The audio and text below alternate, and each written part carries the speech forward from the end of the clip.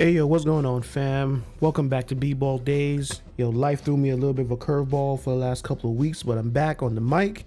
And yo, we gotta talk about the Lakers for a quick minute. But if you haven't subscribed yet, now is the time. Hit that subscribe button, hit that like, hit that notification bell, and let's get rocking and rolling.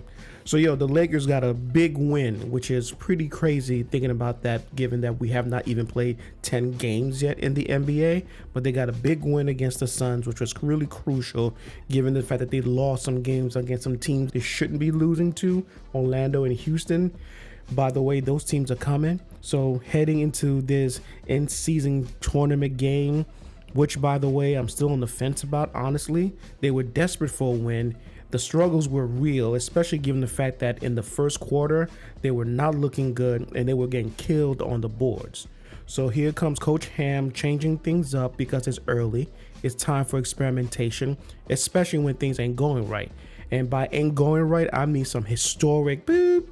The Lakers were getting killed in the first quarter on historic levels, and that was making the uphill climb steeper and steeper, especially when you got a plan in your head to try and limit LeBron James' minutes. If you're going to be down bad in the first quarter, that goes out the window because you need him to help you just get back into the game, let alone straight up win the game.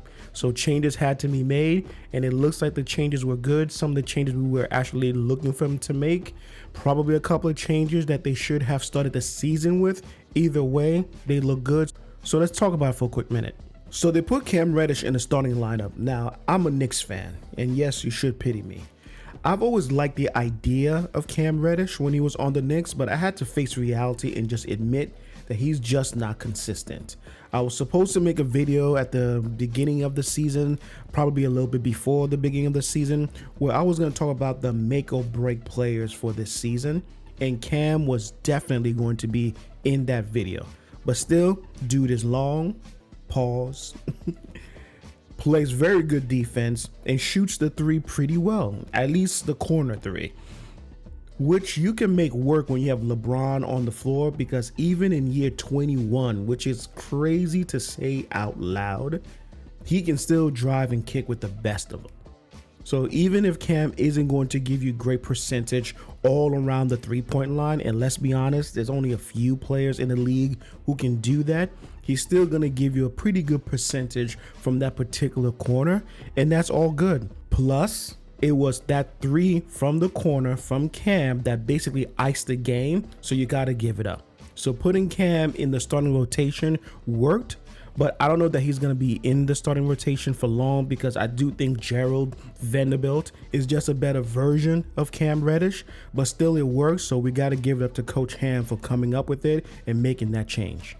So to make the whole Cam Reddish thing possible in the first place, they had to move Reeves to the bench.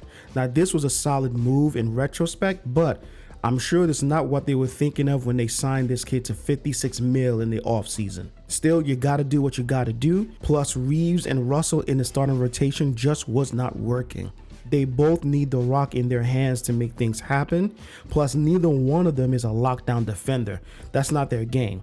Look, they might get you a stop here and there that'll make a highlight reel, but that's not their game. That's not something you can count on them to do often. So Ham had to make a change to get more defense in there. Plus, he needed someone who did not need the ball in their hands, who's going to cause a black hole over dribbling stoppage of ball movement.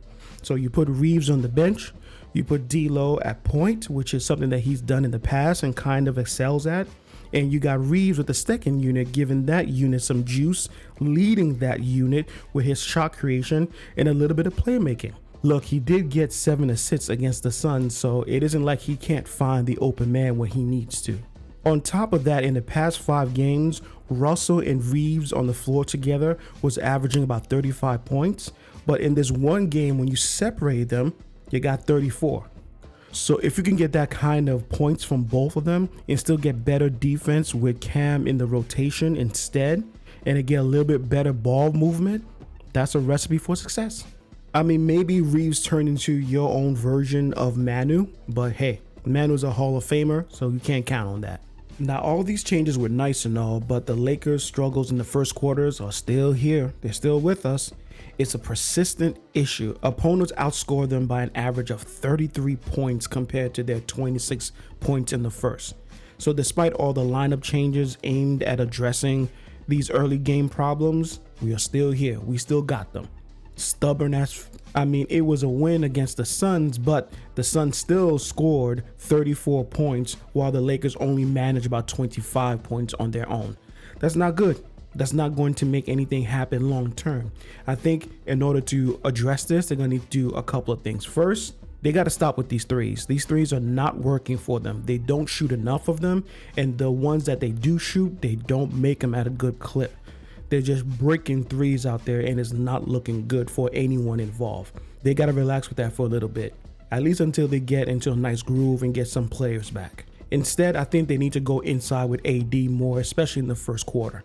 I know that's asking a lot of AD, who we all know can get injured just sneezing too hard. It's crazy with this dude. Still, going inside, getting those easy buckets is going to be what I think is going to solve at least some of the scoring problems that they got going on in the first quarter.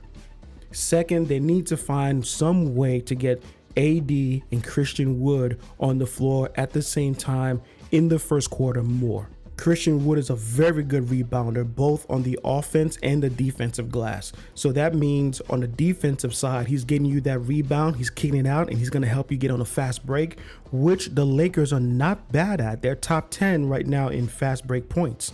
So if they can do that more and get out running a little bit more by getting the defensive rebounds, that could be another way to solve the first quarter problems. Plus, he's also a good offensive rebounder, which means he's going to get you more second chance points, which is another way to decrease the differential in the first quarter between the points that you're scoring as Lakers and the points that you're giving up on the other end.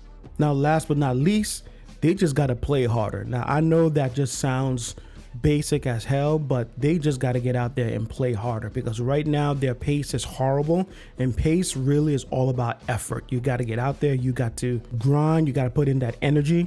I think right now they got to figure out a way to get more juice from their young players, because look, I get that LeBron is not a spring chicken anymore, which is a saying I've never really understood. So if there's anyone who can comment below what exactly that means, that would be great. But that being said, he's not a young kid anymore, neither is AD, and those two are your stars. So if they're not going to be able to get going quickly, you need to get some juice from somewhere else. And young players with young legs are your best option. The fact is, the Lakers net rating gets to a plus 15 by the fourth quarter. So clearly they get better as the game gets along, which probably means that AD and LeBron get warmed up, really gets in the groove by the fourth quarter, and now they're able to really do some damage. But still, the reality is that they're digging themselves a pretty big hole in that first quarter, which means by the time they get to the fourth, they have to expend so much energy that oftentimes they're just falling short. So the way to solve that, you got to get more juice in that first quarter. Otherwise, you're going to clearly lose more games than you win, regardless of your fourth quarter net rating. But hey, this new lineup just debuted, so maybe we need to give it a little bit more burn. Give it a little bit more time to see what it develops into, because maybe the defense gets to a place where they're just allowing less points in the first quarter, and that solves the problem more than anything that I've just suggested. We'll just see. We just have to wait and see how it all plays out.